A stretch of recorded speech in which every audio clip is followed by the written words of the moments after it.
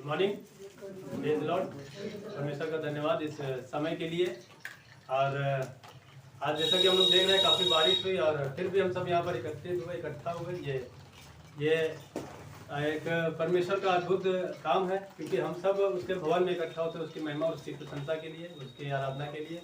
और हम सबों को प्रभु ने यहाँ पर इकट्ठा किया है और हम सभी प्रार्थना में जाएंगे और आराधना में जाएंगे। तो आइए हम सभी अपने सरों को झुकाएंगे और प्रार्थना में चलेंगे। प्यारे प्रभु जी, एक बार हम फिर आपके चढ़ो तले आते हैं। मेरे खुदा इस सुंदर सुबह के लिए मेरे खुदा की परमेश्वर पिता, आपने परमेश्वर पिता हम सब भाई बहनों को फिर से यहाँ पर अपनी कलीसिया अपने भवन में प्रभु जी लेकर आए। मेरे खुदावन, उसके लिए हम आपका धन्यवाद देते हैं। धन्यवाद प्रभु जी सुंदर सुबह के लिए, धन्यवाद प्रभु जी सारा दिन संभालने के लिए, धन्यवाद प्रभु जी कलीसिया को संभालने के लिए। पिता, ये कलीसिया प्रभु जी आपकी है और आप प्रभु जी हम सबको जोड़े रखते हो और बनाए रखते हो मेरे प्रभु जी, उसके लिए हम आपका धन्यवाद देते हैं। परमेश्वर पिता, हम प्रार्थना करते हैं मेरे प्रभु जी की आज के फेलोशिप के लिए। मेरे खुदावन परमेश्वर पिता, आज परमेश्वर पिता हम सब यहाँ पर इकट्ठा हुए हैं। हम सब के द्वारा परमेश्वर पिता जो कुछ भी होता है मेरे प्रभु जी, तो सब कुछ आपको ग्रहण योग्य हो मेरे खुदावन। धन्यवाद प्रभु जी की परमेश्वर पिता, आप इस बारिश के मौसम में हम सबों को यहाँ पर सुरक्षित लेकर आए हो। और प्रभु जी हम सब यहाँ पर बड़े आनंद के साथ, बड़े परमेश्वर पिता उत्साह के साथ हम आपकी महिमा और आपकी आराधना को करने पाए। मेरे प्रभु जी, हम प्रार्थना करते हैं मेरे खुदावन की परमेश्वर पिता वर्षिप के लिए। परमेश्वर पिता एक अच्छी वर्षिप हो और सारी चीज़ों में परमेश्वर पिता आप मदद कीजिए, आप सहायता कीजिए मेरे प्रभु जी। मेरे खुदावन, हम प्रार्थना करते हैं मेरे प्रभु जी की परमेश्वर पिता आज के वचनों के लिए। परमेश्वर पिता, आज का जो वचन प्रभु के दास देने वाले हैं मेरे खुदावन, वो वचन प्रभु जी, वो संदेश आपकी ओर से है मेरे खुदावन, और वो शब्द भी प्रभु जी आपकी ओर से है। और वो जो संदेश होता है मेरे खुदावन, वो हमारे जीवन में परमेश्वर पिता काम करने पाए और हम उस संदेश के द्वारा परमेश्वर पिता अपने जीवन में, अपने परमेश्वर पिता हृदय में आपकी आशीषों को, आपकी आज्ञाओं को प्रभु जी मानने पाए मेरे खुदावन। मेरे प्रभु जी, आगे के हर एक कार्यों को आपके हाथों में सौंपते हैं। आपकी कवरिंग रहे, आपकी सुरक्षा रहे मेरे खुदावन। हम सारी चीज़ों में आपको धन्यवाद देते हैं, सारा आदर महिमा हम आपको देते हैं। प्रार्थना मसीह यीशु के नाम से मांगते हैं, आमीन। Good morning, praise the Lord. आज की सभा में आप सभी का स्वागत है। आइए हम सभी परमेश्वर की आराधना को करेंगे और कुछ गीतों को गाएंगे।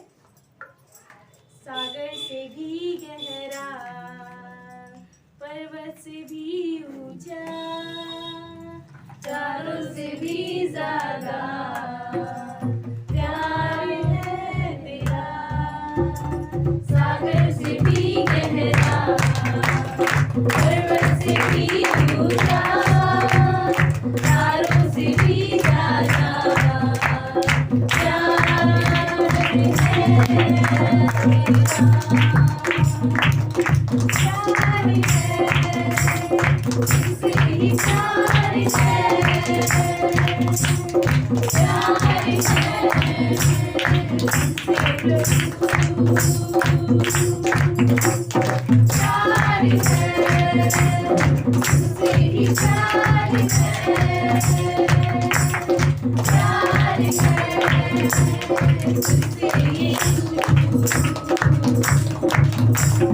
हालेलुया, हालेलुया, प्यार है तुझसे।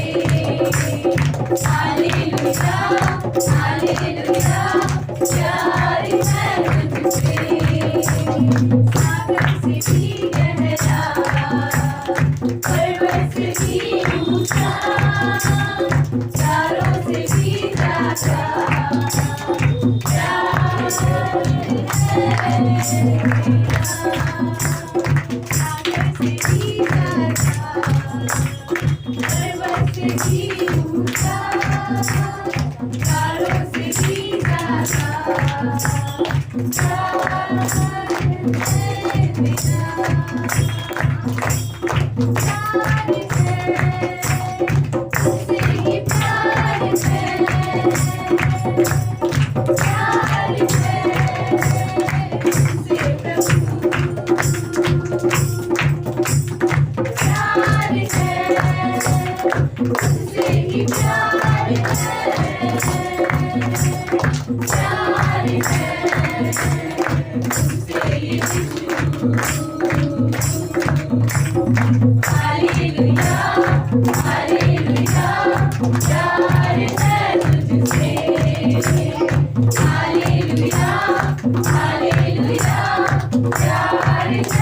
तुझसे हालेलुया हालेलुया प्यार है तुझसे हालेलुया हालेलुया प्यार है तुझसे तेरा प्यार है महान तेरा प्यार है जहाँ मैं जो पहले रुका था तूने डाली मुझमें तेरा प्यार है महान तेरा प्यार है जहाँ मैं जो पहले रुका था तूने डाली मुझमें ना बोलूं फिर मैं तेरी जय जयकार ना बोलूं फिर मैं तेरी जय जयकार जय जयकार जय जयकार तूने मेरे लिए क्या कुछ किया जय जयकार जय जयकार तूने मेरे लिए क्या कुछ किया तेरी सूरत मेरी थी मेरा दिल था खाली तूने खींचा जो मुझे ताकि आए हरियाली तेरी सूरत मेरी थी मेरा दिल था खाली तूने खींचा जो मुझे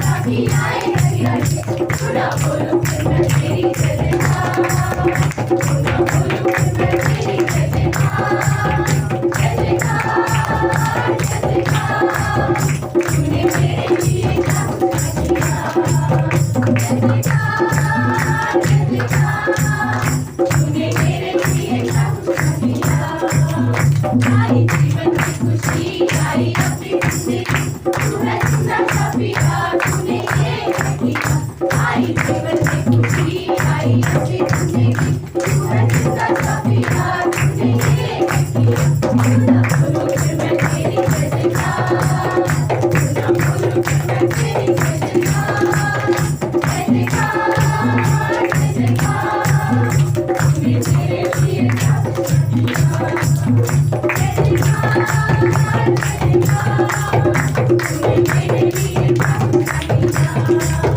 अपनी तुझसे बड़ी यार अपनी साथी मुझको दी ताकि तू मैं आवाज़ी तेरी जीत में अपनी तुझसे बड़ी यार अपनी साथी मुझको दी ताकि तू मैं आवाज़ी तेरी जीत में सुना बोलो फिर मैं तेरी जय जयकार सुना बोलो फिर मैं तेरी जय जयकार जय जयकार जय जयकार तूने मेरे लिए क्या कुछ किया जय जयकार जय जयकार तूने मेरे लिए क्या कुछ किया तूने मेरे लिए क्या कुछ किया पिता धन्यवाद देते हैं प्रभु आपका प्यार महान है हमारे लिए और प्रभु आपने हमसे इतना प्रेम किया कि कोई भी उसे शब्दों में बयान नहीं कर सकता। धन्यवाद परमेश्वर कि जब हम पापी ही थे आपने हमें बचाया। प्रभु वचन कहता है कि माँ के गर्भ में आपने बनाया और प्रभु परमेश्वर आपने हमसे प्रेम किया। प्रभु हम पाप में पैदा हुए और धन्यवाद प्रभु कि आपने हमें बचाने के लिए अपनी जान दी। आप मरे क्रूस पर, आपने लहू बहाया प्रभु। ये आपका प्रेम है अद्भुत रीत से प्रभु यीशु कभी नहीं समझ पाएंगे क्योंकि पवित्र परमेश्वर जो स्वर्ग और पृथ्वी कहीं भी नहीं समाता वो हमारे लिए मनुष्य बने। अद्भुत बात है। धन्यवाद प्रभु यीशु, धन्यवाद आपके इस महान प्रेम के लिए, धन्यवाद आपकी सहायता मदद के लिए प्रभु। धन्यवाद प्रभु आपने कलीसिया बनाई और आपने कलीसिया से प्रेम किया, आपने अपने लोगों से प्रेम किया प्रभु। आपको महिमा मिले। धन्यवाद प्रभु यीशु आपके नाम को ऊंचा उठाते परमेश्वर आपकी करुणा दया को परमेश्वर हम रिसीव करते हैं आज के दिन में। धन्यवाद देते हैं प्रभु यीशु, धन्यवाद देते हैं। ले चल मुझे ले चल मुझे तू है जहाँ ले चल मुझे ले चल मुझे ले चल मुझे तेरे सिंहासन के पास ले चल मुझे ले चल मुझे ले चल मुझे तू है जहाँ ले चल मुझे ले चल मुझे ले चल मुझे तेरे सिंहासन के पास ले चल मुझे मैं तेरे पास आता हूँ पवित्र दिल से।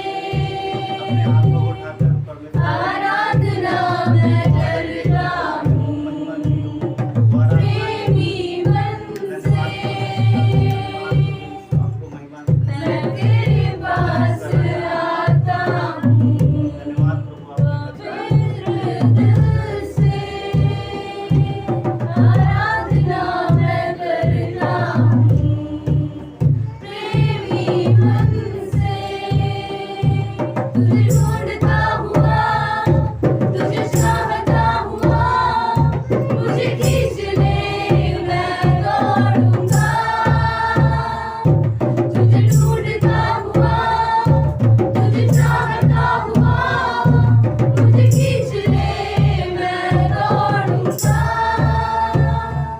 तेरी पवित्र स्थान में तू मुझे ले चल। तुझे देखना मैं चाहता हूँ हर घड़ी हर पल। तेरे पवित्र स्थान में तू मुझे ले चल। तुझे देखना मैं चाहता हूँ हर घड़ी हर पल। तुझे ढूंढता हुआ, तुझे चाहता हुआ, मुझे खींच ले मैं दौड़ूंगा। तुझे ढूंढता हुआ, तुझे चाहता हुआ, मुझे खींच ले मैं दौड़ूंगा। जैसे हिरनी पानी के लिए प्यासा मैं भी हूँ तेरे लिए। जैसे हिरनी पानी के लिए प्यासा मैं भी हूँ तेरे लिए।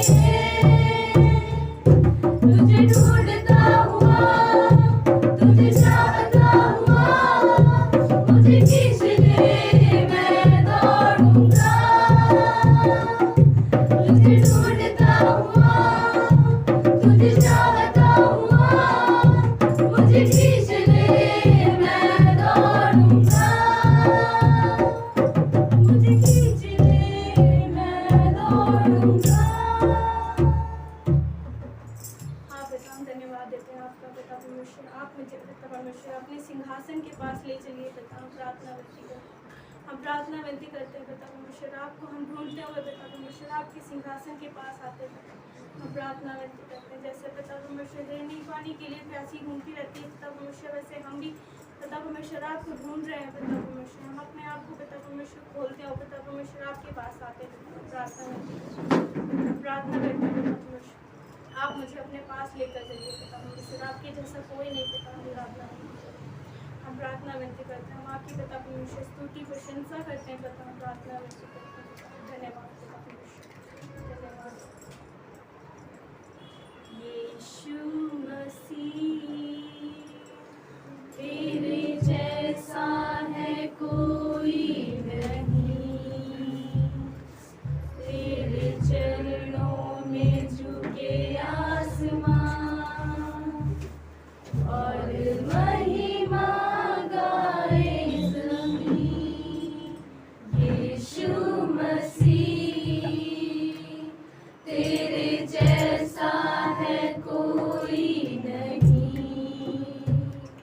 तेरे चरणों में झुके आसमान और महिमा गाए ज़मीं। हम गाए होशाना,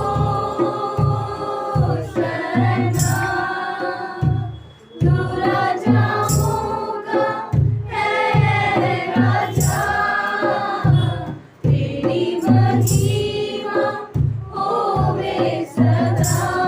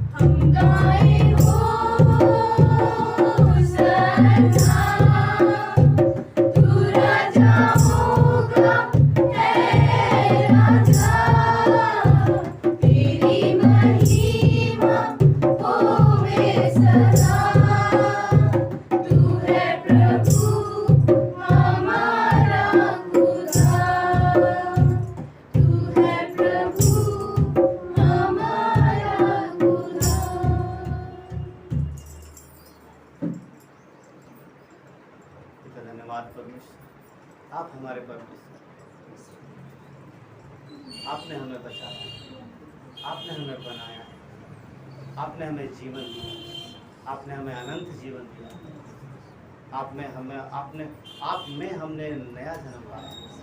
धन्यवाद देते हैं, इसलिए आपको महिमा देते हैं, धन्यवाद देते हैं, धन्यवाद प्रभु।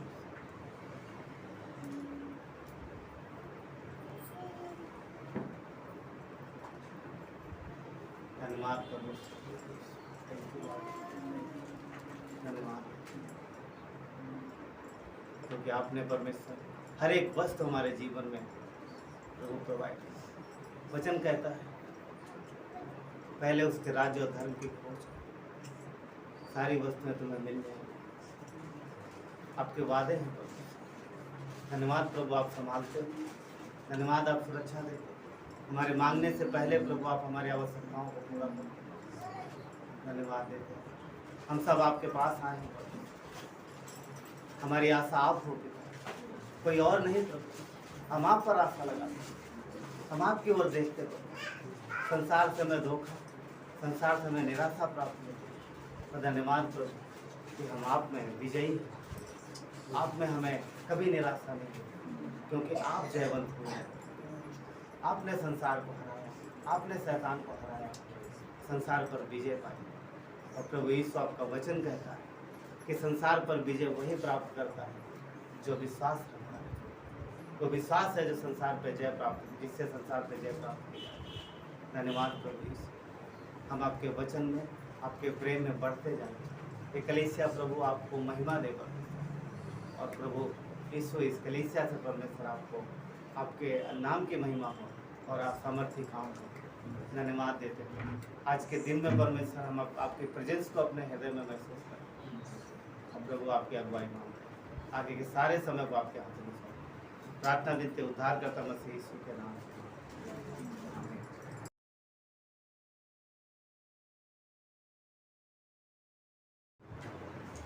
कैसे मैं तेरी महिमा गाऊं, शब्द भी कम पड़ जाए। लिखने बैठूं तेरी बातें, कागज में ना समाए। कैसे मैं तेरी महिमा गाऊं, शब्द भी कम पड़ जाए। लिखने बैठूं तेरी बातें, कागज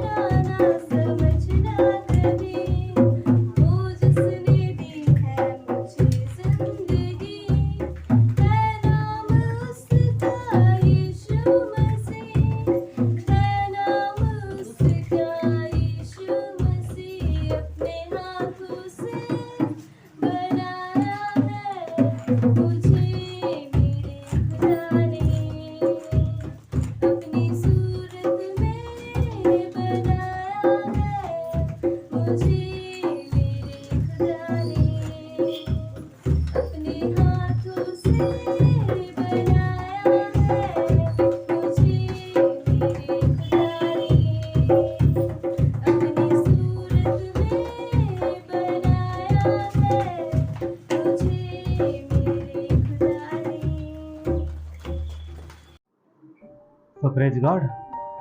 आइए हम लोग वचन पढ़ेंगे। पहला कुरिन्थियों 9 अध्याय 24 से 27। ठीक, पहला कुरिन्थियों 9 अध्याय। और यहाँ पर अगर आप अपनी बाइबल में देखेंगे तो टाइटल लिखा हुआ है। हाँ, जो BSI का बाइबल है उसमें टाइटल लिखा हुआ है, वचन शुरू होने से पहले लिखा है मसीही दौड़। मसीही दौड़ यानी दौड़ के विषय में बात कर रहा है। मसीह में दौड़ भी है, रेस है।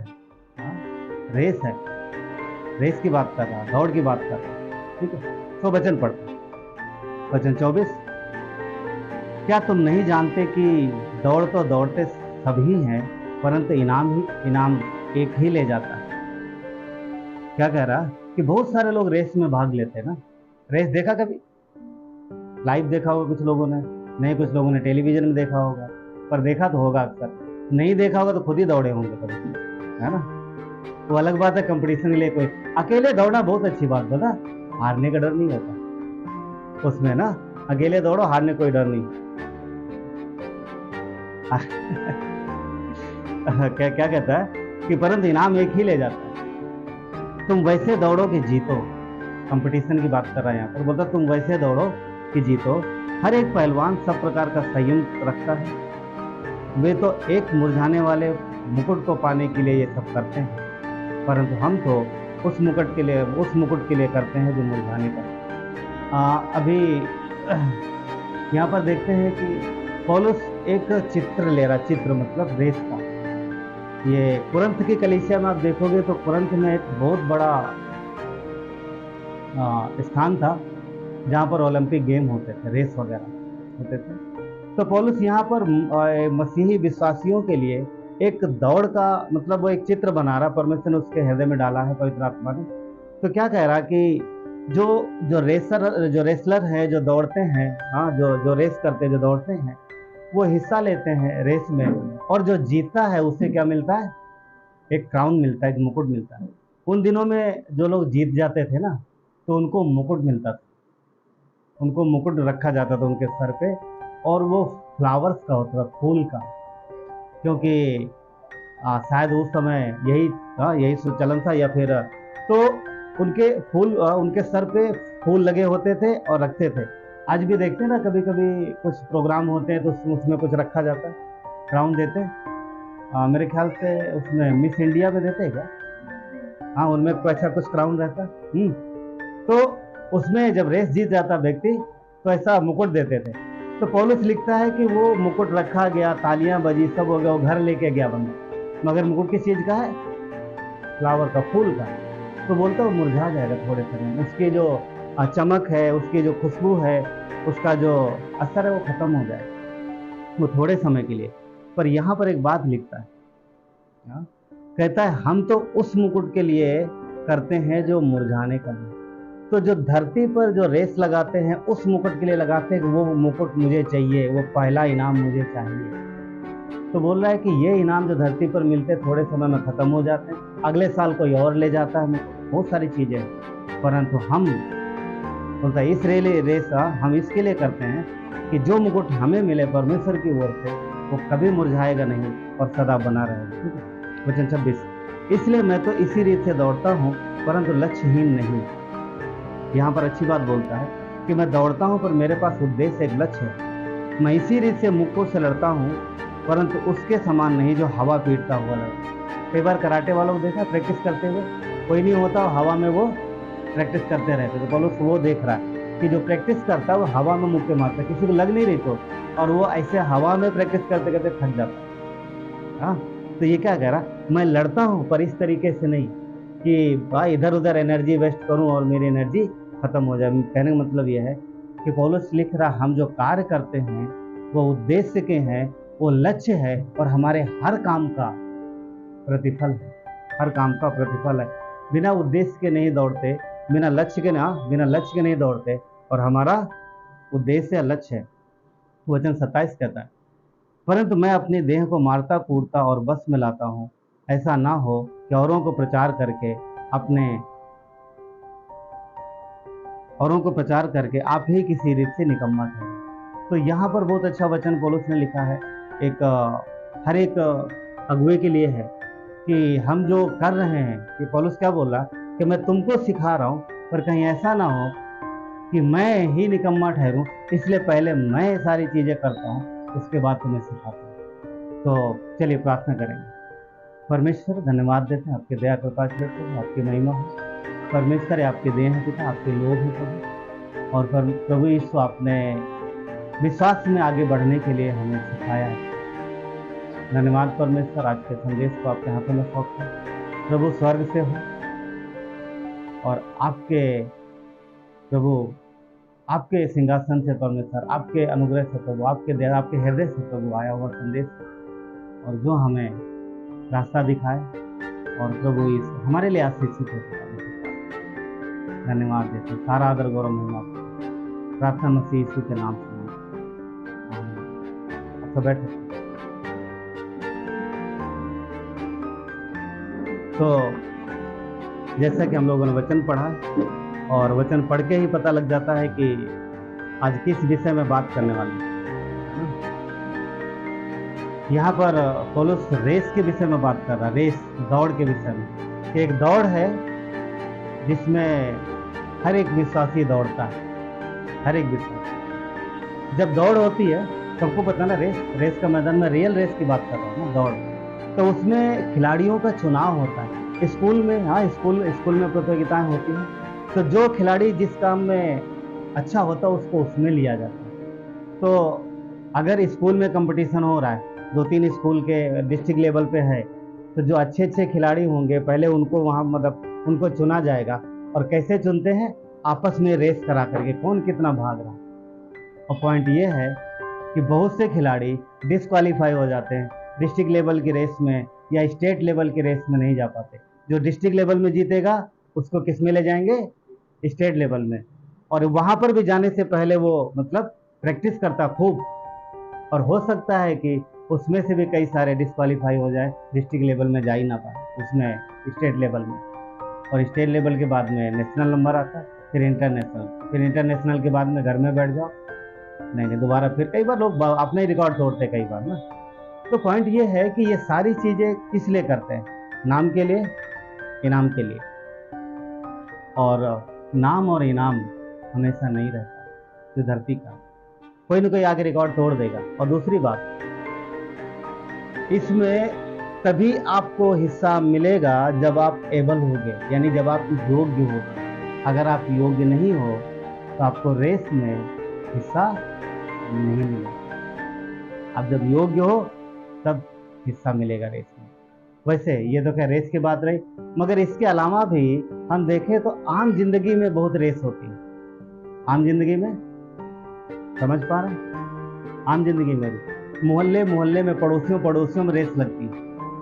हाँ, इसका घर 1 मंजिल मेरा, हाँ इसका 2 मंजिल मेरा, एक क्यों है, इसमें इसने ये पेंट कराया, हम ये। तो देखोगे दुनिया में कंपटीशन है बहुत तरीके का, बहुत कराते हैं। क्लास में भी रहता है, टीचर लोग रखते हैं, क्लास में टीचर लोग रखते हैं कि तुम मुझसे आगे निकलोगे, तुम मुझसे आगे निकलोगे, बहुत सारी चीज़ें होती, राइट। होता रहता है। एंड कैरियर बनाने की रेस होती, कई बार बहुत सारी रेसें होती, बहुत सारी रेस होती कि हम इस फील्ड में जाएंगे, उस फील्ड में। लोग दौड़ते रहते हैं, परंतु हर एक रेस, चाहे जिस चीज़ की, हर एक दौड़ धरती के लिए ही है और धरती के काम है। और वहाँ पर एक बात है कि बहुत लोग उस रेस से बाहर हो जाते हैं, बहुत लोग पार्टिसिपेट नहीं कर पाते। क्यों? क्योंकि योग्य नहीं, योग्य नहीं। कईयों को इनाम मिलता है, कईयों को नहीं मिलता है, और जो मिलता है वो थोड़े समय के लिए रहता है और उसका प्रभाव थोड़े समय में खत्म हो जाता है। यहाँ पर परमेश्वर का वचन ये दर्शाता है कि एक रेस है जिसमें विश्वासियों को दौड़ना है। और अच्छी बात यह है, पता क्या है, कि इस रेस में हम सब ने हिस्सा लिया। कोई भी ऐसा नहीं है जो रेस से बाहर हो या डिस्क्वालीफाई कर दिया, नहीं तुम योग्य नहीं हो, तुम निकलो बाहर, ऐसा नहीं। जो यीशु पर विश्वास करता है वो इस रेस का हिस्सा है, और हम सब इसमें दौड़ रहे हैं, हम सब इसमें पार्टिसिपेट कर रहे हैं। और ये परमेश्वर का अनुग्रह है। क्यों? क्योंकि अगर संसार के जैसे चुनाव हो खिलाड़ियों का, अगर यीशु मसीह इस तरीके का चुनाव करे तो शायद हम में से कोई भी इस रेस में हिस्सा नहीं ले पाएगा, क्योंकि योग्य तो कोई नहीं, योग्य तो कोई नहीं। ये परमेश्वर ने हमें अनुग्रह के द्वारा दी, हम मसीह में बुलाए गए हैं उसके अनुग्रह के द्वारा, क्योंकि हम में कोई योग्य नहीं, हम में से कोई योग्य नहीं जो ये कह सके कि मैं योग्य हूँ, मुझे आने दो, मुझे पार्टिसिपेट करने दो, कोई नहीं। परमेश्वर का धन्यवाद हो इस बात के लिए कि उसने हमें आपको चुना है, हम सब मसीह के द्वारा चुने। हो सकता है कोई न कोई आपके पास आया हो बताने के लिए, परंतु हमारा और आपका चुनने वाला परमेश्वर ही है, वही हमें चुना, वही उसने हमें चुना। इसीलिए रोमियो 1:6 में लिखा है कि जिसमें से तुम मसीह के तुम मसीह यीशु के होने के लिए बुलाए गए। हम किसके होने के लिए बुलाए गए? मसीह यीशु के, हम उसके हैं, उसने हमें चुना है। कभी आपने देखा होगा जब टीमें जाती खेल के लिए, वर्ल्ड कप क्रिकेट तो ऑलमोस्ट सब लोग देखते हैं ना, तो हर एक की टी शर्ट पे देश का नाम लिखा होता है, ऑस्ट्रेलिया, न्यूजीलैंड, बांग्लादेश, इंडिया, है ना, ये सारी चीजें लिखी होती है, राइट? लिखिए, ये नाम लिखा होता है, क्यों? क्योंकि वहां का है, जो जहां का होता है वहां पर उस देश का नाम लिखा होता है। तो वचन कहता है कि हम किसके हैं? प्रभु के हैं। हम किसके हैं? तो क्या उसका नाम लिखा है? ऑफ कोर्स, हम उसके लिए बुलाए गए हैं, मसीह यीशु के लिए होने के लिए बुलाए गए, और उसका नाम हमारे ऊपर लिखा हुआ, हमारे जीवन में लिखा हुआ। और इसलिए कहता है कि जब उसकी ओर से तुम दौड़ रहे हो तो ऐसे दौड़ो कि जीतो। भाई द वे, हमारा कंपटीटर कौन है? मतलब कंपटीशन किससे है? मतलब कौन है विरोधी जिसके साथ दौड़? खिलाड़ी होते हैं ना, हाँ ये आगे नहीं निकलना चाहिए, वैसे दौड़ते दौड़ते देखता है ये आगे जा रहा, दौड़ तेज होता है और भागता तेज। कोई पीछे देख रहा है कि ये आगे निकला, मुझे इससे तेज जाता। यहाँ पर कंपटीशन करने वाला कौन है? दूसरी कलीसिया वाले, वो नहीं, उनकी कलीसिया हमारी आगे जानी चाहिए। या फिर विश्वासी, नहीं ये अभी आया, हमसे आगे कैसे निकलेगा, मुझे आगे निकलना। एक ही है जो शैतान, जो विरोध में रहता है, जो हमें दौड़ने नहीं देता, वही है कंपटीशन।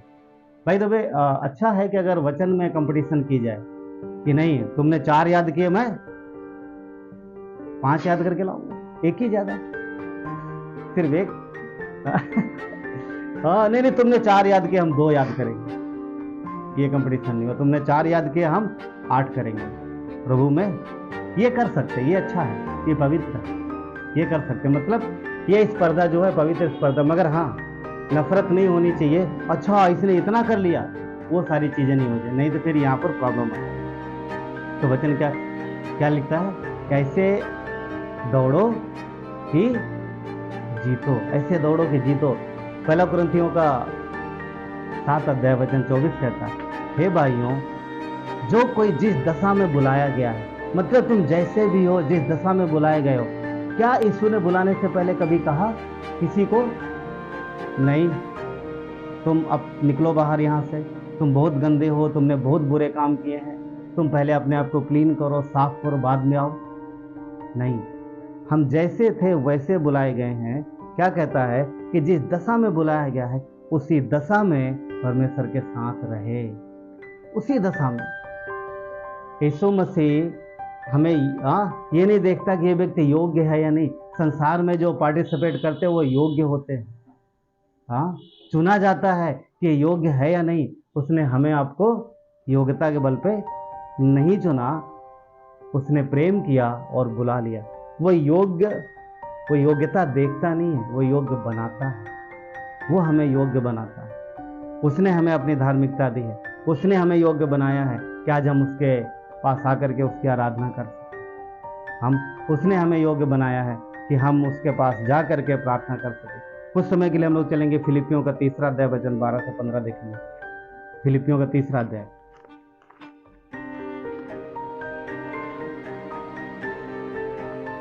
फिलिपियों का 3 अध्याय, और हम लोग यहाँ पर देखेंगे 12 से 15, ठीक है।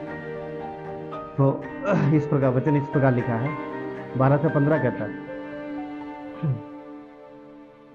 ये मतलब नहीं कि मैं पा चुका हूं या सिद्ध हो चुका हूं, पर उस पदार्थ को पकड़ने के लिए दौड़ा चला जाता हूं जिसके लिए मसीह यीशु ने मुझे पकड़ा है।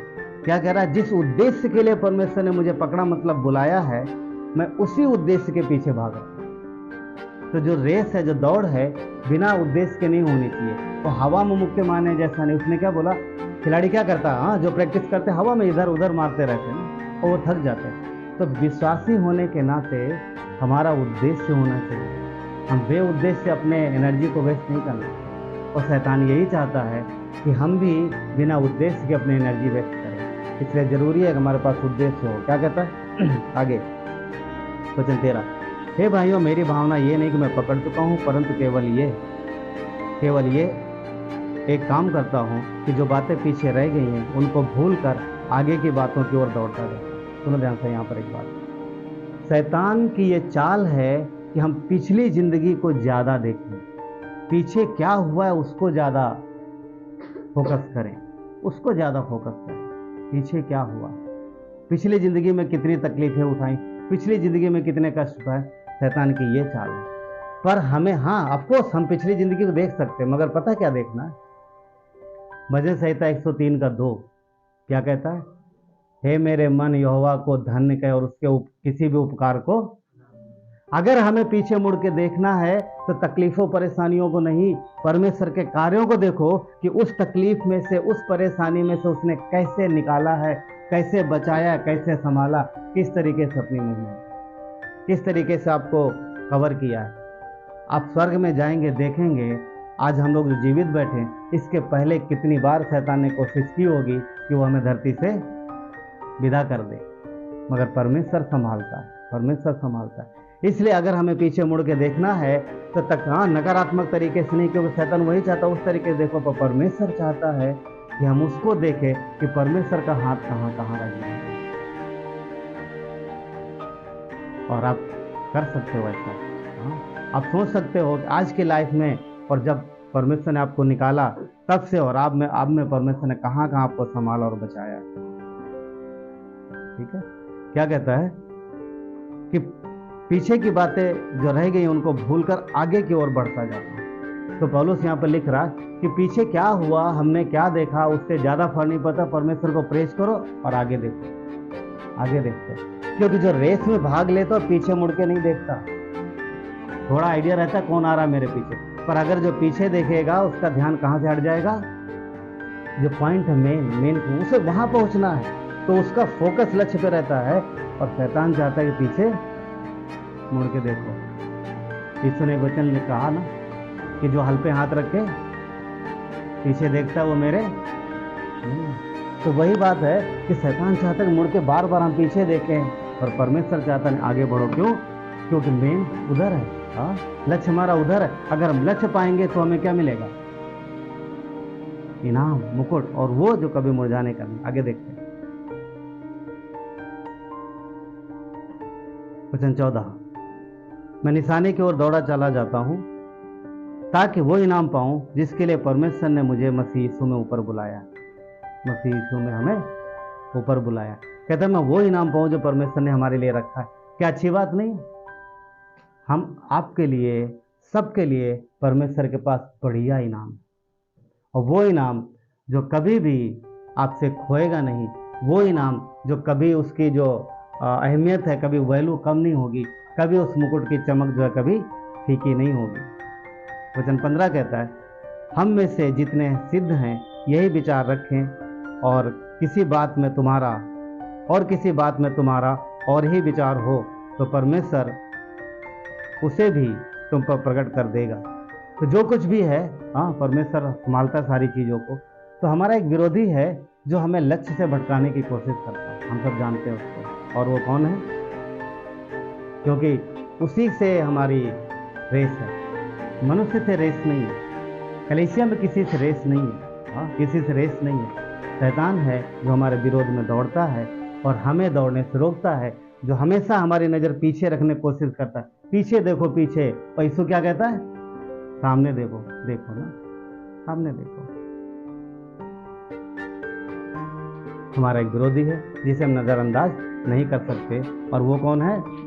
शैतान। ठीक है, पहला पत्रस 5:8 क्या कहता है? सचेत रहो, जागते रहो, क्योंकि तुम्हारा विरोधी शैतान। तुम्हारा विरोधी मनुष्य नहीं बोला है, तुम्हारा विरोधी पड़ोसी नहीं बोला है, तुम्हारा विरोधी वो नहीं बोला है। वचन क्या कहता? तुम्हारा विरोधी शैतान। तो वही एक है शैतान, और उसकी सेना वही हमारे अगेंस्ट में, और किसी का अगेंस्ट और कोई नहीं अगेंस्ट। हाँ, वो गरजने वाले सिंह के समान इस खोज में रहता है कि किसको फाड़ दे। तो वो है, वो हमें लक्ष्य से भटका सकता है, इसलिए हमारी नज़र जो है वो सामने होनी चाहिए। तो कुछ बातें हैं, तीन बातें हम लोग देखेंगे जो शैतान हमारी रेस को रोकने के लिए, हमें लक्ष्य से भटकाने के लिए, हमें बाहर निकालने के, डिस्क्वालीफाई करने के लिए वो क्या करता है? तरीके अपनाता है। तो 3 तरीके हम लोग देखेंगे। नंबर 1 जो पहला है, नंबर 1 वो ये है कि वो हमें भरमाता है। वो विश्वासियों को क्या करता है? भ्रमित करता है। और ये उसका वो हथियार है जो हर एक पर आजमाता है। और आप जानते हैं इसके विषय में, संसार की तरह तरह की बातें लेगा, वो इसमें सबको इस्तेमाल करता है। जो विश्वास में नहीं है उनको, और भी संसार के तरीके, संसार की चीज़ें, सबको इस्तेमाल करता है। किस चीज़ के लिए? विश्वासियों को भ्रमित करने के लिए, हमें और आपको भ्रमित करने के लिए, उस रेस से बाहर निकालने के लिए। लक्ष्य सामने है, उससे नज़र हटाने के लिए, ताकि हम पीछे मुड़ के देखें और हम भटक जाए। हाँ, और जो हमें आगे बढ़ना भटक जाए, वो भरमाता है और बहुत तरीके का अपनाता है। हर तरीके, हम बहुत सारी चीज़ों को जानते हैं।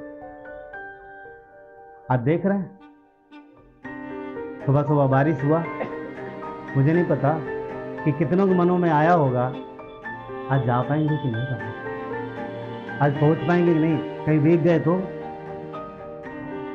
आपको पता यहाँ की बारिश तो और मुंबई की बारिश में बहुत फर्क है। वहाँ 10-10, 15-15 दिन बंद ही नहीं होती। इमेजिन करो 15 दिन यहाँ ना बंद हो तो क्या होगा? ताले बंद, फैक्ट्रियों में ताले लग जाएंगे, सब जगह ताले बंद हो जाएंगे। ऐसा शायद नहीं। यहाँ रुक इसलिए जाते, थोड़ी देर होती है बारिश, लोग थोड़ी देर होगी खड़े हो जाएंगे यहाँ पर। आज हम भी खड़े हुए आ रहे थे रास्ते में, तो बारिश तेज हुआ, नैन्सी बोलती रुको रुको पापा भीग जाएंगे। तो मैंने फिर हम लोग रुके कुछ मिनट के लिए। तो कहने मतलब ये है कि परमेश्वर के कार्य के लिए वो छोटी छोटी चीज़ें लाएगा, रुकावटें लाएगा, बाधा लाएगा, मन में गलत विचार डालेगा, डर लेके आएगा। हाँ, कितनी बार हम बात करते हैं, वो झूठ का पहाड़ बना देता है जो सच लगता है। हाँ, लाएगा वो सारी चीज़ें।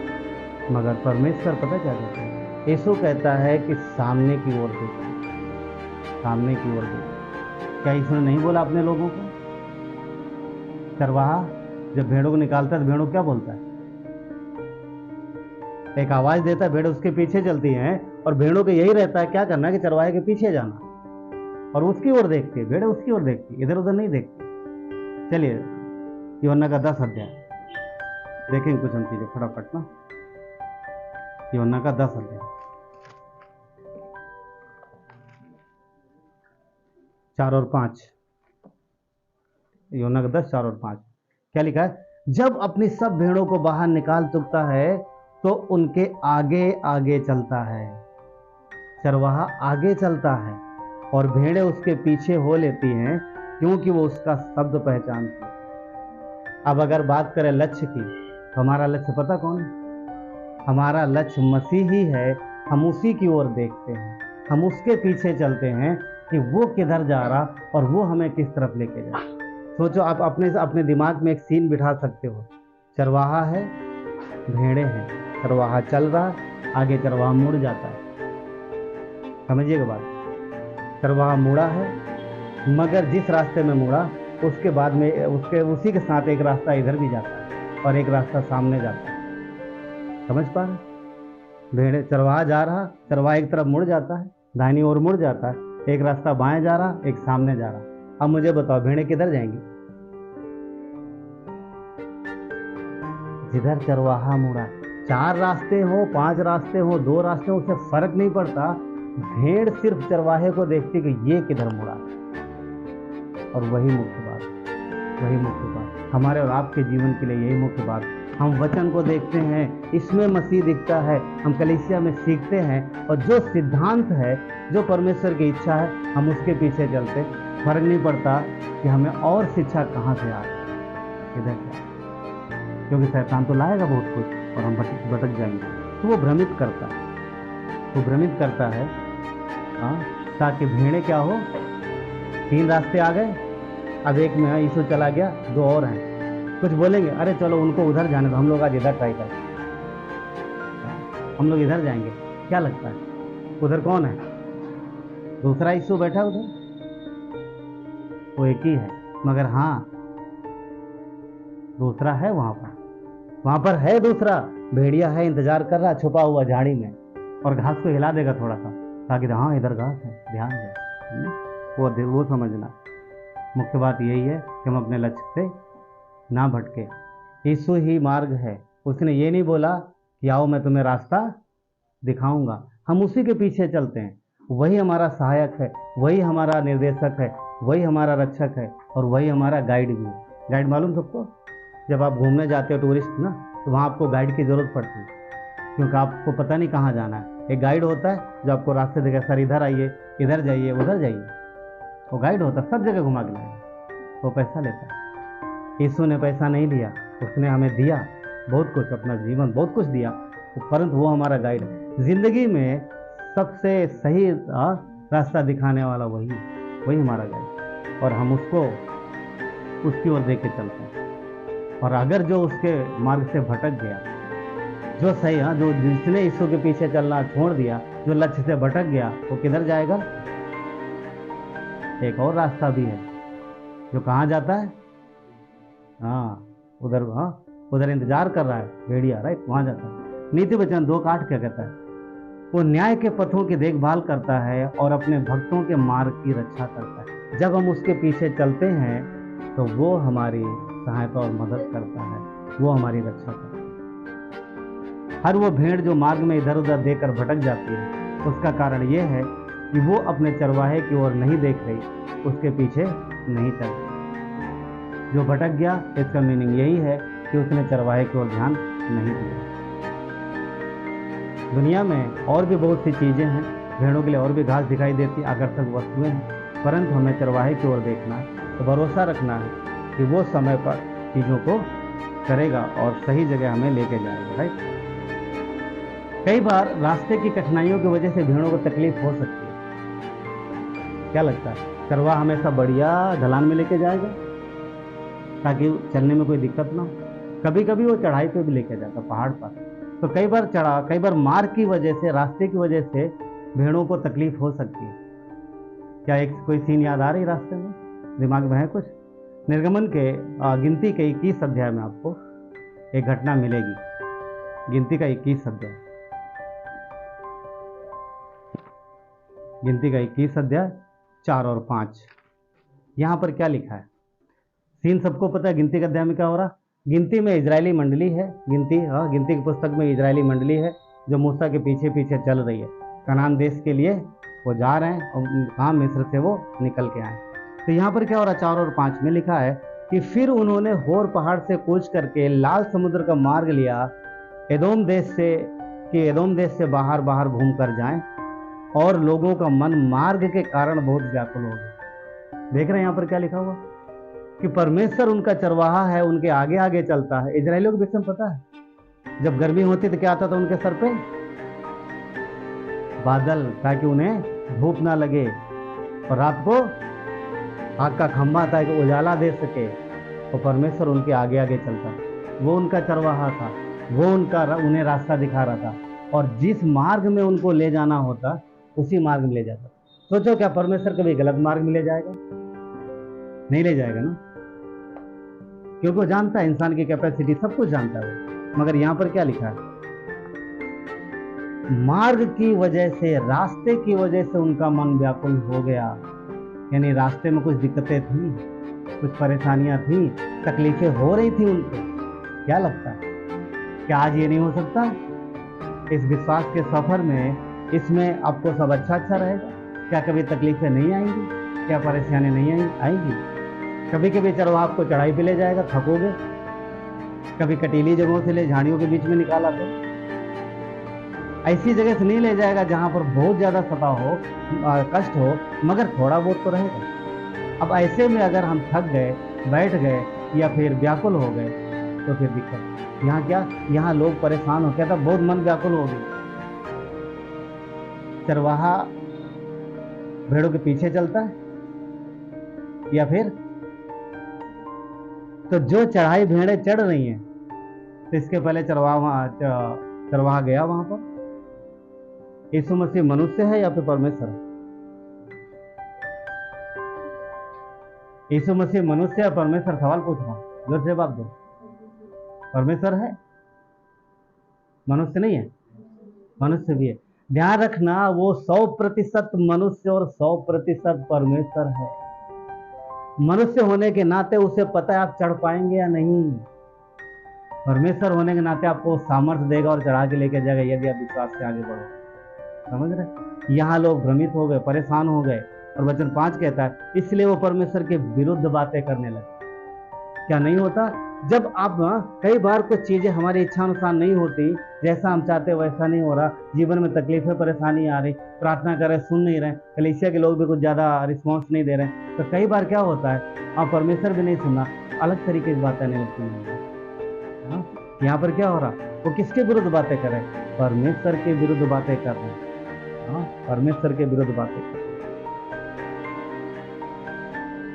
क्या ये सही था? नहीं।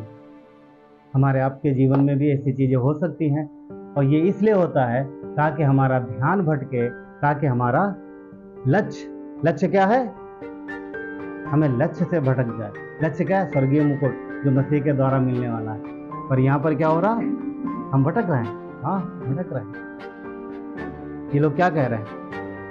परमेश्वर के विरुद्ध बातें करने लगे और मूसा से कहा तुम हमको मिस्र से जंगल में मरने के लिए क्यों लेके आए? आप देख रहे हैं उनको कौन लेके आया था? परमेश्वर लाया था, मूसा लाया था? कितने लोग बोलते मूसा लाया था? तो ये तो सबको एक भी हाथ नहीं। कितने लोग बोलते हैं परमेश्वर लाया था? हाँ तो सबको पता है, उनको परमेश्वर निकाल के लाया था। कितने लोग कहते हैं कि आपको कलीसिया में परमेश्वर लाया? हाथ ऊपर करो। परमेश्वर लाया आपका, आपको आपके आगे कौन चल रहा है? मतलब आपको रास्ता कौन दिखा रहा है? परमेश्वर दिखा रहा है। तो ध्यान रखना, जिस तरीके तरफ से लेके जा रहा है वो परमेश्वर ही ले रहा है। अब कुड़कुड़ाने की जरूरत नहीं है। जब चढ़ाई आ गई, कुछ कठिनाइयां आ गई, तो भी कुड़कुड़ाने की जरूरत नहीं, क्योंकि यहाँ पर वही हो रहा है। और उनका लक्ष्य पता है, उनका ध्यान कहाँ हो गया? चरवाहे पर। वो मूसा को बोले थे तू यहाँ क्यों लेके आया? पर मूसा नहीं लाया, परमेश्वर लाया। कई बार होता है ऐसा, लोग पास्टर के ऊपर उंगली उठाने लगते हैं, चरवाहे के ऊपर उंगली उठाने लगते हैं। मगर ध्यान रखना, चरवाहे के ऊपर एक ही आदमी है जो दोष लगाता, पता? शैतान। और अगर कोई व्यक्ति ऐसा कर रहा है तो उसके अंदर फिर वो स्पिरिट है तो शैतान की ओर से भेजी गई। अंदर मतलब अंदर नहीं गई, अगर उद्धार पाया तो अंदर नहीं जाएगा, पर वो उससे प्रभावित हो सकता है। इसीलिए सही शिक्षा सीखना है, सही बातें सीखना है, ताकि कठिनाई आए तो हम और हमारा विश्वास और हम प्रार्थना में और वचन में और परमेश्वर की ओर ध्यान दें, ना कि हम इधर उधर देखें। और खुद भी सीखना है और बच्चों को भी सिखाना है। नीति वचन 22:6 क्या कहता है? लड़के को उसी मार्ग की शिक्षा दे जिसमें उसको चलना चाहिए, वो बुढ़ापे में भी उससे नहीं फिरेगा। कहने का मतलब ये है, हर वो माता पिता, यहाँ पर माँ बच्चों के लिए बोल रहा है कि माता पिता बच्चों को सिखाएं कि किस रास्ते पे चलना है। मगर सवाल ये पैदा होता है, आप माता पिता हो करके जब गहरी से ठीक से नहीं सीखोगे, प्रभु के पीछे चलना नहीं सीखोगे, आप भ्रमित हो जाओगे, आप तकलीफों में कुड़कुड़ाओगे, आप परमेश्वर को दोष लगाओगे, या फिर इधर उधर या बोलोगे परमेश्वर सुनता नहीं, या कलीसिया अरे कोई मतलब नहीं रहा इतने दिन जा करके। ऐसी बातें जब आप करोगे वो बच्चे क्या सीखेंगे? मैं नहीं कर रहा हूँ ऐसा करना, परंतु हमें सीखना है, क्योंकि हम जानते हैं कि जिस तकलीफों से हम गुजर रहे हैं, हमारा चरवाहा उन तकलीफों से गुजर चुका है। वो जानता है सारी चीजें, जानता है सारी। इसलिए शैतान हर तरफ से भरमाने की कोशिश करेगा, परंतु हमें भ्रमित नहीं होना है। यहाँ पर देखो, लोग भूल गए परमेश्वर के उन कामों को। मिस्र में क्या क्या किया उसने, भूल गए उस समंदर को जो परमेश्वर ने 2 भाग किया। हाँ, कल मेरी किसी से बात हो रही थी, तो वो बात कर रहे थे। उन्होंने बोला कि एक प्रीचर ने कहा कि परमेश्वर ने समंदर के 2 भाग कर दिया, तो मैं एक कटोरी पानी के 2 भाग करके दिखा। कोई एक कटोरी पानी अपने आप मतलब 2 भाग नहीं कर सकता। परमेश्वर ने लाल समंदर का 2 भाग किया। इतना अद्भुत चमत्कार देखने के बावजूद भी थोड़ी देर बाद ही ये कुड़कुड़ा रहे। क्यों? क्योंकि हम परमेश्वर के कार्यों को भूल जाते। शैतान ध्यान हटा देगा आपकी जिंदगी में कि परमेश्वर ने क्या क्या किया है। वो ये याद कराएगा, देखो अभी क्या हो रहा है, वो याद कराएगा। इसलिए भजन संहिता 103 का 2 याद रखना, हे मेरे मन यहोवा को धन्य के और उसके किसी उपकार को न भूलना। अगर पीछे मुड़ के देखना है तो सिर्फ एक ही चीज की परमिशन है कि परमेश्वर ने आपके जीवन में क्या क्या किया है वो देखो। हाँ, ना कि कहाँ हम सदाए गए। हाँ, हमारे अभी क्या बोलो। हाँ, बहुत सारी चीजें हो सकती, इन्होंने मुझे वो कहा, उन्होंने मुझे वो कहा। कई सारे लोग होते हैं जो सालों साल नकारात्मक बातें दिल में बांध रखते, भूलते नहीं। और जैसे नाम आता किसी आदमी का याद आता मन में मतलब दुख, बहुत सारी चीजें होने लगती है। किसी ने कुछ कह दिया या कोई घटना घटित हो गई, भूलते नहीं। पड़ोसी से कुछ हो गया, माफ नहीं करते। कितने सारे लोग होते हैं। क्या परमेश्वर की इच्छा है? क्या उसने नहीं बोला कि अगर तुमको पता हो, अगर तुझे याद आए कि तेरे भाई के मन में, तेरे मन में नहीं पढ़ा आपने वचन, कोई नहीं कहता कि तेरे मन में, बोलता तेरे भाई के मन में अगर तुझे पता कुछ है तो बोलता अपनी भेंट वेदी पे छोड़ दे, पहले जाके भाई से मेल मिलाप कर। भाई आपको क्या तकलीफ है मुझसे? वो नहीं कह रहा तुझे कुछ दिक्कत है, नहीं तुझे तो कोई दिक्कत नहीं, तेरे भाई अगर तुझे पता चलता उसके मन में कोई दिक्कत है तो पहले जाके मेल मिलाप कर। आपको नहीं बात। तो परमेश्वर को हमें धन्य कहना है, क्योंकि परमेश्वर हमें संभालता है और शैतान भ्रमित करता है। दूसरी बात, भ्रमित करेगा पहले, फिर जब भ्रमित हो जाएंगे फिर अपनी ताकत लगाएंगे। क्यों? क्योंकि अब यीशु के पीछे तो चलना छोड़ चुके हैं, या फिर उसके रास्ते तो नहीं चलना है। अब शैतान जो रास्ता दिखाएगा उस रास्ते चलेंगे, फिर क्या करेगा? थकाएगा, निराशा लेके। और या फिर जीवन में कुछ ऐसा घटित हो रहा है, आप कठिनाई में जा रहे हैं, तकलीफ में जा रहे हैं और आपके जीवन में समय बदल नहीं रहा, तो वो थकाएगा, तब वो भ्रमित करेगा। अगर कुछ हुआ उसी चीज पे फोकस करेगा, बार बार फोकस करेगा। कई बार आपके कभी आप लोगों ने नोट किया कि कभी आपके मन में कभी ऐसा हुआ कि कोई एक विचार बार आता है, आप निकालने की कोशिश करते, निकलता नहीं। हुआ? मैं विश्वास करता हूँ अक्सर हुआ होगा। आप कोशिश करते वो ना आए, पर वो विचार बार आता है। पता है क्यों आ रहा? क्योंकि वो डाला जा रहा है। आप यही सोचो, इससे बाहर कुछ और सोचो मत। और वो क्या लेके आता है? निराशा, थकान। पहला शमूएल 30 अध्याय में एक घटना है, आप पढ़ लीजिएगा बाद में। वहाँ पर सीन ऐसी है कि दाऊद की सेना कहीं लड़ाई के लिए जा रहे थे, पर जिनके साथ जा रहे थे उन्होंने उनको वापस कर दिया कि तुम जाओ, तुम हमारे साथ नहीं लड़ सकते। एक्चुअली वो फिलिस्तियों के साथ आ रहा था, क्योंकि साउल के डर के मारे उस तरफ रहने लगा था और वो फिलिस्ती लोग इजराइल से लड़ने आ रहे थे। तो फिलिस्तियों ने देखा है तो दाऊद है और ये हमारे साथ है, तो उनको डर लगा कहीं ये साउल से मिल गया तो हमको ही मार देगा, इसलिए उन्होंने उसे वापस भेज दिया। तो दाऊद अपनी सेना के साथ वापस आ जाता है। मगर जब दाऊद अपने डेरे में पहुंचता है, जहाँ उसके लोग थे, तंबू वगैरह जहाँ लगा कर, तो जब पहुंचता है वहाँ पर, तो वहाँ का मंजर बदला हुआ होता। सारे तंबू जले हैं, सब सामान कुछ नहीं है, सारे जानवर, सारे स्त्रियाँ, सारे बच्चे, कोई नहीं है। कोई किसी की लाश तो नहीं मिली, मगर सबको लुटेरे लेके चले गए। सारे जानवर ले गए, बच्चों को ले गए, स्त्रियों को ले गए, जो भी था सबको ले गए, किसी को नहीं छोड़ा। कौन था, कहाँ से आया, कोई पता नहीं। समझ रहे? सिर्फ दाऊद के परिवार को नहीं, जितने लोग थे वहाँ पर सबको, कुछ नहीं, सारा सामान सब जला पड़ा, आग लगा दिया, सब फूक दिया। और ये घटना आप पढ़ोगे, यहाँ पर लिखा है कि लोग इतना रोए हैं अपने बीवी बच्चों के लिए, अपने लोगों के लिए, कि उन्होंने बहुत ज़्यादा उनको तकलीफ हो, बहुत ज़्यादा निराश है, बहुत ज़्यादा वो रोए। और वहाँ वचन लिखा है कि दाऊद ने अपने आप को वचन से इंकरेज किया, क्या यहोवा मेरा चरवाहा है, वो मेरा सहायक है।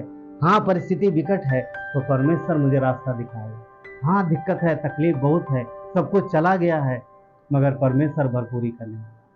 वहाँ लिखा है कि दाऊद ने अपने आप को इंकरेज किया और परमेश्वर से पूछा, प्रभु क्या मैं उनको जाके पकड़ूं? परमेश्वर ने बोला जा जा पकड़, मैं उनको तेरे हाथ में कर दूंगा। और दाऊद अपने लोगों को लेके जाता है।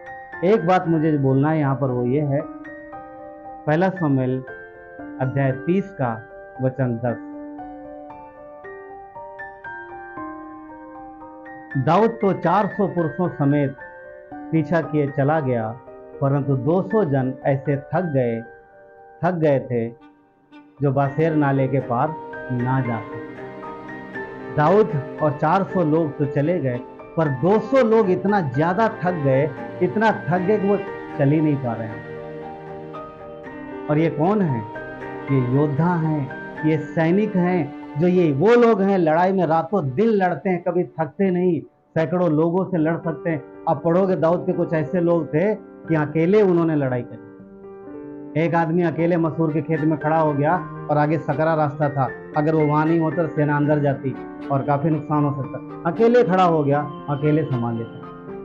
ये वो लोग हैं।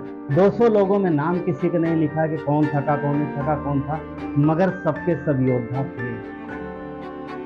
ये योद्धा जो रातों दिन थकते नहीं थे। वचन क्या कहता है कि इतना थक गए, 200 इतना थक गए कि चल नहीं पा रहे। अब मुझे बताओ ये क्यों थके? निराशा, हताशा, इनकी सोच परमेश्वर के वचन के अनुसार नहीं थी। ये उस हिसाब से सोच रहे थे जो परिस्थिति हुई। क्यों? क्योंकि वो सच था कि उनके पत्नी, बच्चे, जानवर सब चले गए थे, कुछ नहीं था, ये सच था। मगर परमेश्वर ने जो दाऊद को दिखाया था और दाऊद ने जो उनको बताया था कि चलो, परमेश्वर कह रहा हम उन्हें पकड़ लेंगे, वो मिल जाएंगे, हम सब वापस लेके आएंगे, शायद इस बात पर भरोसा नहीं करते। क्या परमेश्वर हमें ऐसे इंकरेज नहीं करता कि चिंता मत करो, परिस्थितियों से मत घबराओ, मैं हूं तुम्हारे साथ, मैं तुम्हें इन सारी चीजों से निकाल लूंगा। वचन कहता है। तो हम भरोसा कई बार नहीं रख पाते, कई बार नहीं रख पाते भरोसा। ऐसे ही था, इन 200 लोगों ने परिस्थितियों पर ध्यान दिया कि अब शायद निराशा इतनी ज्यादा आ गई कि अब मेरे लोग कभी वापस नहीं मिलेंगे।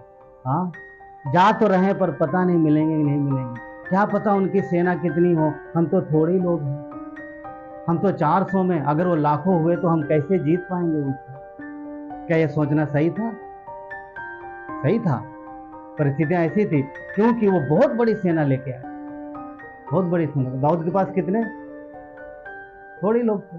तो ऐसा हो सकता है, अरे कैसे निकलेंगे इन चीजों से, हाँ ये तो समस्या बहुत बड़ी है और हमारे पास कुछ भी नहीं है। एक चीज बता, चाहे आपके पास कुछ भी ना हो, मगर एक चीज है, तो पता क्या?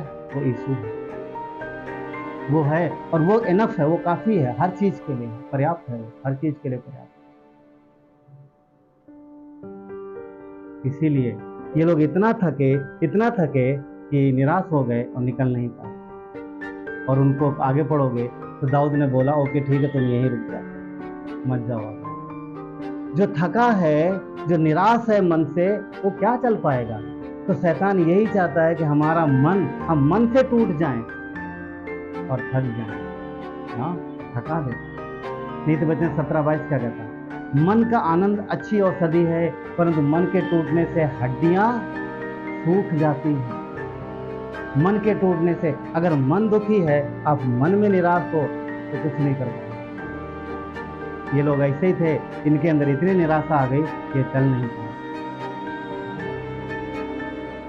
नीति वचन 4:23, सबसे अधिक अपने जीवन की रक्षा कर, सबसे अधिक अपने मन की रक्षा कर, क्योंकि जीवन का मूल स्रोत वही है। ये 200 लोगों ने अपने मन को परमेश्वर के वचन की ओर नहीं लगाया, इनका फोकस मसीह से हट गया। जिस रेस के लिए जा रहे थे, ये उस रेस में हिस्सा तो लिया मगर ये वहां तक जा नहीं पाए, बीच में थक के रुक गए। कितने ऐसे होते हैं खिलाड़ी जो रेस में दौड़ते हैं और कुछ जैसे 3-4 किलोमीटर रेस है तो कुछ लोग 2-3-4, हालांकि जितने हिस्सा लेते हैं ऑलमोस्ट सब पहुंचते, पर ज़्यादातर कोई पीछे रहेगा, फिर पीछे थक जाते हैं। एक ही है जो पार कर पाता है।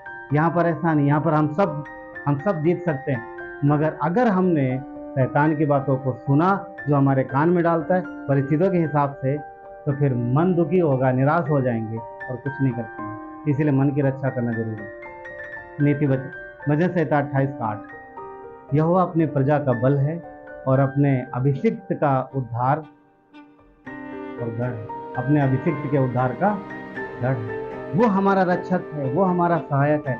हम परमेश्वर पे भरोसा रखना है, उसकी सहायता करना है। नंबर 3, पहला क्या है?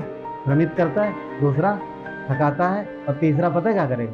अलग कर देगा, अलग कर देगा। यहाँ पर 200 लोग अलग हो गए, ये लड़ाई पे नहीं जा पाए दाऊद के साथ। बाकी जितने के उन्होंने लड़ा और परमेश्वर उनके साथ था, उन्होंने जंग जीती। एक बात बताओ मुझे, क्या बाकियों के बीवी बच्चे नहीं गए थे? क्या उनको नहीं लेके गए थे? क्या उनके सामान को नहीं लेके गए थे? क्या उतना ही नुकसान उनका नहीं हुआ था? वो नहीं थके, क्यों? क्योंकि उन्होंने परमेश्वर के वचन पर भरोसा। सब चला गया उनका, फिर भी उन्होंने भरोसा, हाँ दाऊद मेरा सरवाह है, परमेश्वर ने ठहराया है। अगर ये कह रहा तो परमेश्वर ने इससे बात की है, और आज तक मैंने देखा है कि परमेश्वर की कही हुई बात आज तक कभी फेल नहीं हुई। दाऊद कह रहा है, परमेश्वर ने इसे पक्का कहा, हम जाएंगे, और सब कुछ वापस लिया। वो लोग गए और परमेश्वर ने उनको विजय दी। वो सब वापस लेके आए, मगर उनमें से किसी ने एक ने नहीं कहा उन 200 वालों उन 200 के परिवारों को छोड़ दो। नहीं, सबको लेके आए, सबको लेके। मगर कई बार शैतान यहाँ पर भी काम करता है।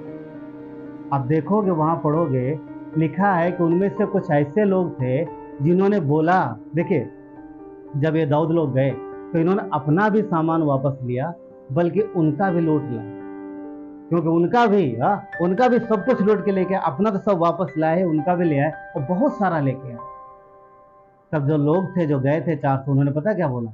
ये 200 नहीं गए हमारे साथ लड़ने के लिए, इनको हम नहीं देंगे, बराबर का अधिकार नहीं, इनको अलग करो, अलग करो। पता क्या है? शैतान अलग करने की कोशिश करता है, वो अलग करने, वो आशीषों से वंचित करने की कोशिश करता है। तुम डिस्क्वालीफाई हो गए, तुम सफल नहीं हो पाओगे। परमेश्वर क्या करेगा? अलग करने की कोशिश करेगा। शैतान परमेश्वर की आशीष हमेशा चाहता है। हाँ, एक बात है, अगर हमने परमेश्वर के पीछे चलना छोड़ दिया, उसके भरमाने से हम शैतान के पीछे चलेंगे, तो ऑफकोर्स हम बहुत सी आशीषें खो देंगे। क्यों? क्योंकि बहुत सी आशीषें परमेश्वर हमारे काम के अनुसार हमें, क्योंकि पौलुस क्या कहता है? जो जैसा बोएगा वैसा काटेगा। तो हमारा जो विश्वास का जीवन है, उसमें परमेश्वर हमें बहुत आशीष देता है, बहुत कुछ देने वाला है। तो जब हम उसके इच्छानुसार नहीं जाते, तो बहुत सी चीज़ें हमारे जीवन से वंचित हो जाती हैं, बहुत सी चीज़ें रह जाती हैं, और शैतान हमें बहुत सी चीज़ों से अलग कर देता है। क्या परमेश्वर की ऐसी इच्छा है? क्या कहते? उसकी इच्छा ये है कि सबके सब इनाम पाएं, और बढ़िया इनाम। क्या परमेश्वर यहाँ पर हम लोग इतने सारे लोग हैं, इतने छोड़ दो, इतनी कलीसियाँ हैं, क्या परमेश्वर नहीं चाहता कि सबके सबको इनाम मिले? हर एक को इनाम मिले, बढ़िया इनाम मिले। सब चाहता, परमेश्वर चाहता, पर एक व्यक्ति है जिसके विषय में हम लोग बात कर रहे हैं, वो नहीं चाहता है कि आप सफल हो, वो नहीं चाहता है कि आपका जीवन सामर्थ्य बने, वो नहीं चाहता है कि आपके जीवन उदाहरण बने। इसलिए कई बार आपस में ही वो झगड़ा कराए।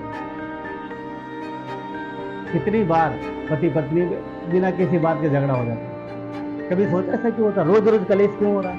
कभी सोचा? मुझे नहीं मालूम, मतलब एक बात बता रहा हूँ, यहाँ पर किसी का नहीं होता, पर अक्सर आप देखा होगा। अगर विश्वासी जीवन में ऐसा हो रहा था, क्यों? क्योंकि हम वचन के अनुसार नहीं है, हमने फोकस खो दिया।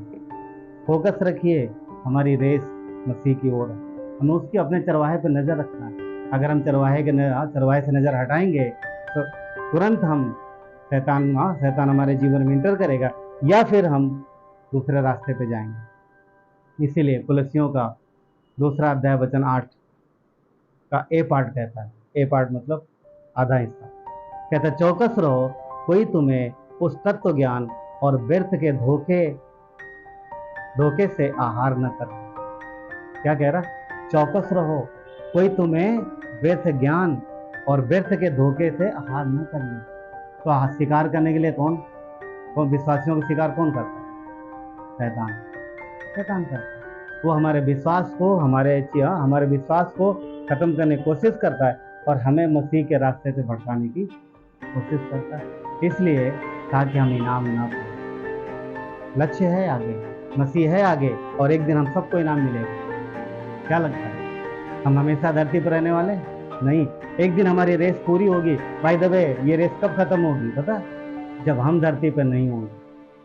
ये रेस उसी दिन खत्म होने वाली। जब तक आप जीवित हो तब तक आप रेस का हिस्सा हो, और विश्वास से चलते रहो, विश्वास से चलते रहो। नहीं जूते फट गए मेरे रेस वाले, कपड़े, बहुत सारी जो आवश्यकताएं हैं, मगर परमेश्वर ने आपको इस रेस में बुलाया है वो सारी चीजें पूरा करो, वो सारी चीजें पूरा करो। इसलिए ऐसे दौड़ो, और उस क्या कहता है? ऐसे दौड़ो कि इनाम पाओ, ना कि हवा में मुक्के मारने देता।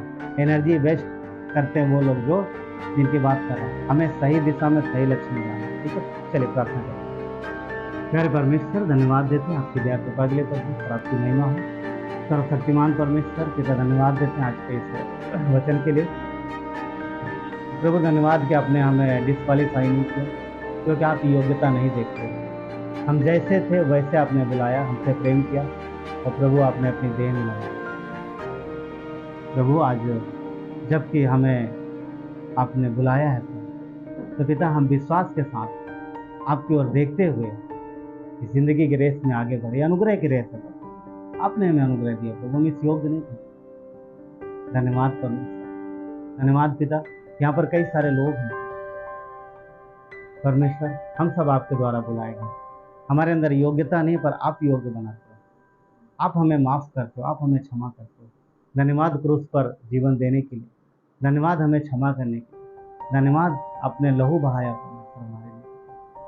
धन्यवाद देते हैं, आपकी महिमा होगा। धन्यवाद देते हैं। हर एक व्यक्ति जो संसार में जीवित है उसे मसीह की जरूरत है, वो चाहे जिस देश का हो, चाहे जहाँ का। यदि आप जीवित हैं तो ये जान लीजिए कि हर वो व्यक्ति जो जीवित है उसने जन्म लिया है पाप में, और उसका एक ही रास्ता वो है मसीह यीशु। उसने अपना पवित्र बलिदान हर एक पापों के लिए, हर एक गुनाहों के लिए किया। उसका बलिदान पूर्ण है। वचन कहता है एक ही बार उसने पवित्र स्थान में बलिदान चढ़ाया और पिता के दाहिने जा हर पापों की क्षमा वहीं से आती है। यदि आप उसके बलिदान पर मारे जाने गाड़े जाने जी उठने पर विश्वास करते हैं और आप पापों का अंगीकार करते हैं, तो परमेश्वर इस बात की खातिर देता है कि उसके बलिदान के द्वारा और आपके अंगीकार के द्वारा आप स्वर्ग में जाएं। धन्यवाद परमेश्वर इस समय के लिए, धन्यवाद देते हैं सारी बातों के लिए, धन्यवाद आपके देह के लिए, धन्यवाद देते परमेश्वर कि आप संभालते और अगुवाई करते। धन्यवाद इस बात के लिए कि प्रभु आप आगे चलते, आपने हमें आगे नहीं भेजा, आप आगे चलते। धन्यवाद, सारा आदर गौरव मैं आपको देता हूँ। प्रार्थना मसीह यीशु के नाम से, आमीन।